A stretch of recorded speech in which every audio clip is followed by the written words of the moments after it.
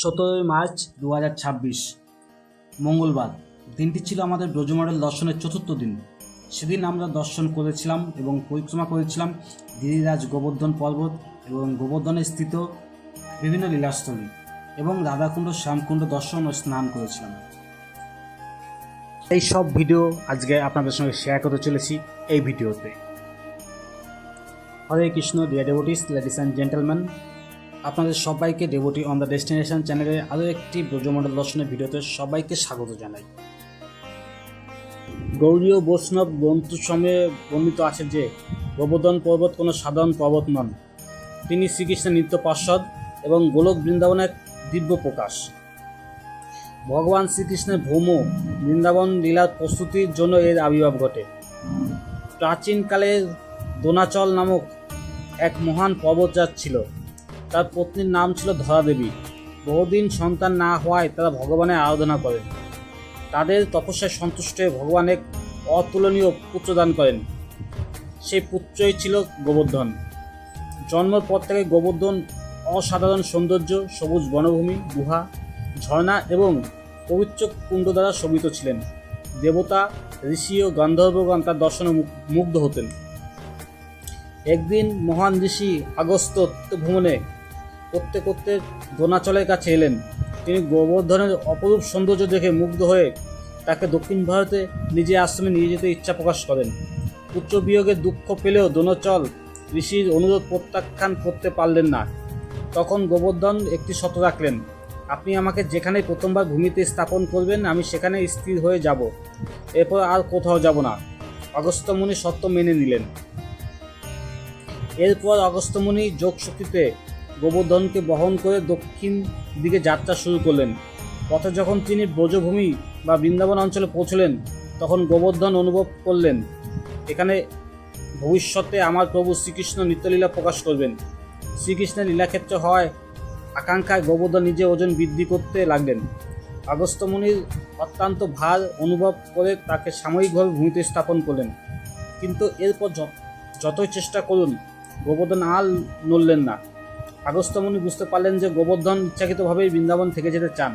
তিনি ক্রুদ্ধ হয়ে অভিশাপ দিলেন, তুমি প্রতিদিন তিল পরিমাণ ক্ষয়প্রাপ্ত হবে। সেই কারণেই গোবর্ধন পর্বতের উচ্চতা যুগ যুগ কমে এসেছে। শ্রীকৃষ্ণের আগমনের প্রতীক্ষায় গোবর্ধন বৃন্দাবনে অবস্থান করে যুগের পর যুগ অপেক্ষা করতে লাগলেন। অবশ্যই শ্রীকৃষ্ণ ব্রজভূমিতে আবির্ভূত হলে তার সমস্ত আকাঙ্ক্ষা পূর্ণ হয়।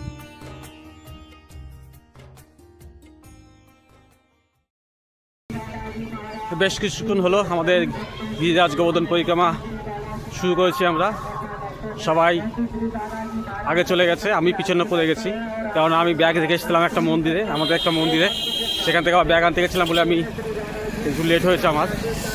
তো সবাই আগে চলে গেছে। তো এখন আমি পৌঁছলাম কুসুম সরোবর। এই হচ্ছে কুসুম সরোবর। তো কুসুম সরোবরের সম্পর্কে খুব সংক্ষেপে দু চারটি কথা বলছি।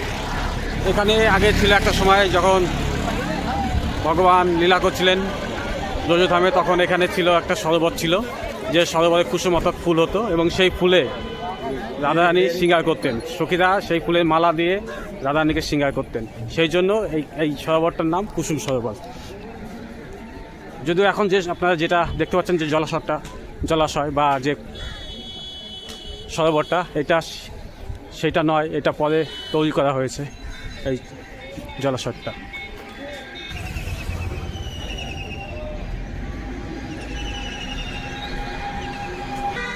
কুসুম সরোবর পার করে এসেই খুব সামান্য একটুখানে এসেই বাঁদিকে একটা এরকম গেট আছে, আপনারা এরকম একটা গেট দেখতে পাবেন। এটা হচ্ছে নারদকুণ্ড যাওয়ার গেট। এখানে নারদ মুনি এখানে তপস্যা করতো, এর ভেতরে নারদ মুনি তপস্যাস্থলী আছে। আমি যদিও একবার গিয়েছিলাম, আমি গিয়ে এসেছি, সেই জন্য আমি আর দ্বিতীয়বার আর যাচ্ছি না আজকে। তো আমাদের পরবর্তী যা আছে দর্শনীয় স্থান সেটা হলো মানসী গঙ্গা। এরপরে আমরা যাব মানসী গঙ্গা দর্শন করব।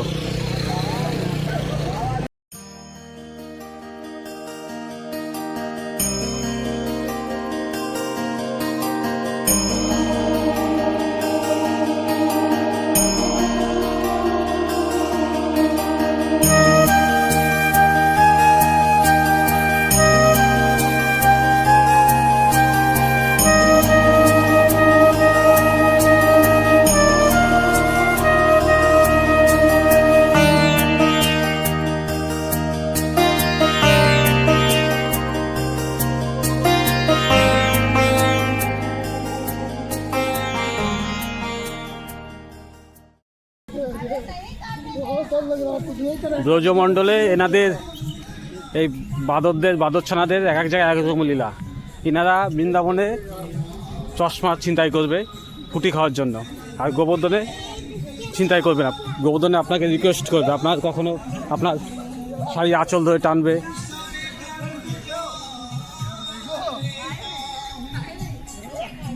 যেটা বলছিলাম যে এই বাদল মহারাজরা ব্রজমণ্ডলে এক এক জায়গায় একরকম লীলা করে। যখন এনার বৃন্দাবন থাকে তখন ছিনতাই করে, ডাকাতি করে আপনার মোবাইল, আপনার মানি পার্স, চশমা ছিনতাই করে নিয়ে যাবে। তারপর ওনাকে ফুটিয়ে দিতে হবে, খুশি হলে তবে আপনার সেটা ফেরত দেবে। জয় গোমাতা। আর গিরি গোবর্ধনে ঠিক তার উল্টোটা, এনারা এখানে ছিনতাই করবে না, এনারা এখানে আপনার রিকোয়েস্ট করবে, সেটা আপনার শাড়ির আঁচল ধরে হোক বা আপনার পায়ে জড়িয়ে ধরে এভাবে খাবারের জন্য রিকোয়েস্ট করবে। আবার কখনো কখনো হাতে যদি ঝোলা থাকে তাহলে আপনার সেটা ছিনিয়েও নিতে পারে। কুসুম সরোবর ও নারদকুণ্ড দর্শনের পরবর্তী দর্শনের স্থান ছিল মানসী গঙ্গা। এই মানসী গঙ্গা ব্রজমণ্ডলের অন্যতম পবিত্র তীর্থস্থান। এটি গোবর্ধনের মধ্যে অবস্থিত। গৌড়ীয় বৈষ্ণব গ্রন্থ ও ব্রজের লোক প্রচলিত কাহিনী অনুযায়ী ভগবান শ্রীকৃষ্ণ তার মনের শক্তিতে এই গঙ্গা প্রকাশ করেছিলেন, তাই এর নাম মানসী গঙ্গা, অর্থাৎ মনের দ্বারা প্রকাশিত গঙ্গা। একদিন নন্দবাবা গঙ্গা স্নানের ইচ্ছা প্রকাশ করেন।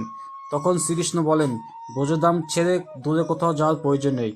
তিনি নিজের মন থেকে গঙ্গা দেবীকে আহ্বান করেন এবং গঙ্গা দেবী সেখানে আবির্ভূত হয়ে একটি পবিত্র সরোবর রূপে প্রকাশিত হয়। এই সরোবরই মানসী গঙ্গা নামে পরিচিত।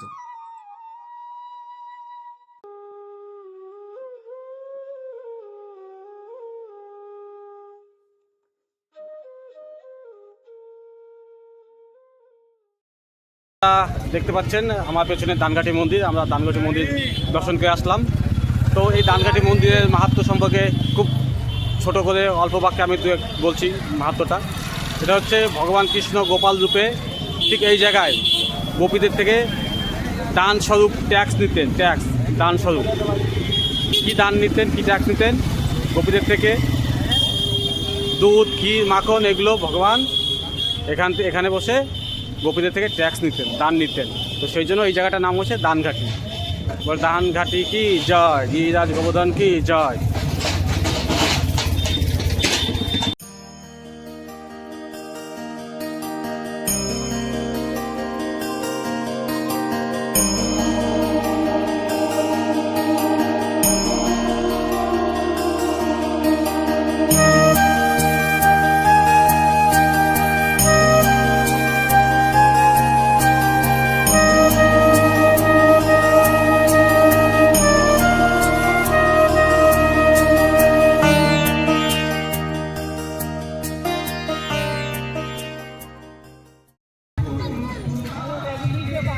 আমাদের 24 জনের যে গ্রুপ আছে তাদের মধ্যে আমরা মাত্র কয়েকজন, 10 থেকে 11 জন আমরা পরিক্রমা করছি পায়ে হেঁটে। এই হচ্ছে আমাদের পায়ে হেঁটে পরিক্রমা করার গ্রুপ। আমাদের যে পায়ে হাঁটা গ্রুপ তাদের মধ্যে হচ্ছে সবথেকে যারা সিনিয়র সিটিজেন তারা হচ্ছেন এনারা দুজন। সামনে আমার মা যাচ্ছে, তার পেছনে আমার একজন প্রতিবেশী কাকিমা যাচ্ছে। আমাদের গ্রুপের মধ্যে সবচেয়ে বয়স্কা এনারা।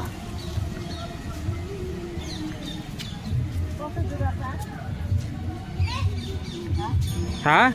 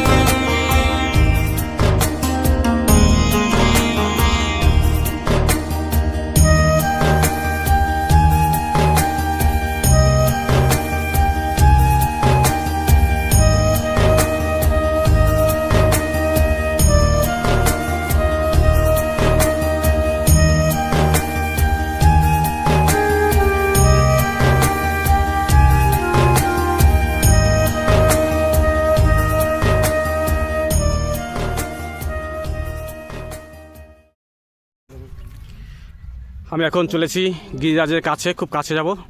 আমার সঙ্গে আছেন একজন ব্রজবাसी बाबा। बाबा इधर देखिए, ए ब्रजवासी बाबा। बाबा आपका नाम बता दीजिए ज़रा। हीरालाल बाबा।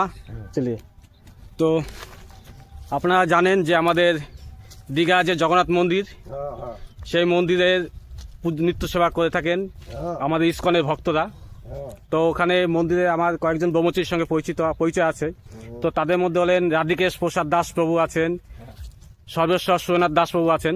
তো ওনারা মন্দিরে শালুগ্রাম জির সেবা করেন। তো ওনারা চান যে মন্দিরে শালুগ্রাম শিলা আর সেই সঙ্গে গিরিরাজ শিলা সেবা করতে। তো সর্বেশ্বর সুরেনাথ প্রভু আমার সঙ্গে দীর্ঘদিন আমাকে অনুরোধ করেছেন যে ব্রজে আসলে আমি যেন একটা মন্দিরে, দীঘা জগন্নাথ মন্দিরের জন্য একটা গিরিরাজ শিলা নিয়ে যাই নিত্য সেবার জন্য।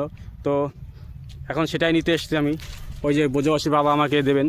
আমি যতটুকু জানি বা শুনেছি যে গিরিরাজজিকে বা গিরিরাজ শিলা ব্রজের থেকে কোনো ব্রজবাসী বিনা অনুমতিতে নেওয়া যায় না, বা নিজে হাতেও নেওয়া যায় না। কোনো ব্রজবাসী যদি দিয়ে থাকেন তবেই নেওয়া যায়।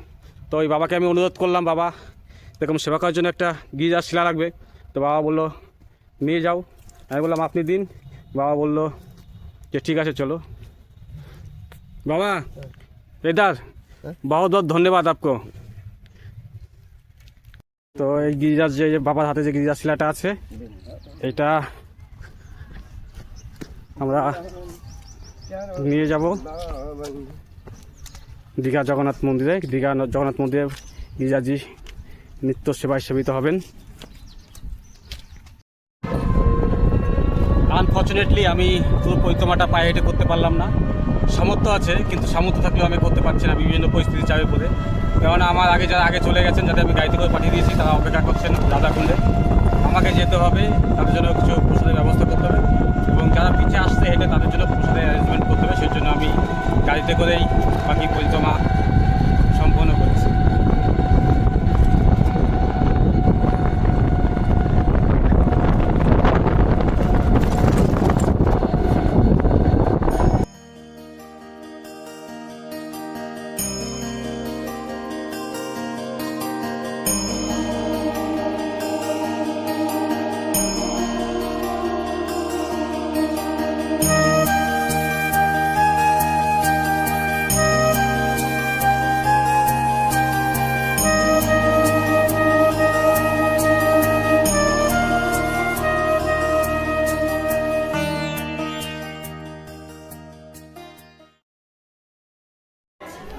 আমরা রাধাকুণ্ড তটে এসে পৌঁছেছি। রাধাকুণ্ডের তটে গৌরনিতাই মন্দিরে আমাদের প্রসাদের ব্যবস্থা হয়েছে। আমরা এখানে সবাই প্রসাদ পাবো, সেই ভিডিও আপনাদের দেখাবো, প্রসাদ পাওয়ার ভিডিও। তারপরে আবার এখান থেকে আবার আমরা বৃন্দাবনের উদ্দেশ্যে যাত্রা করব।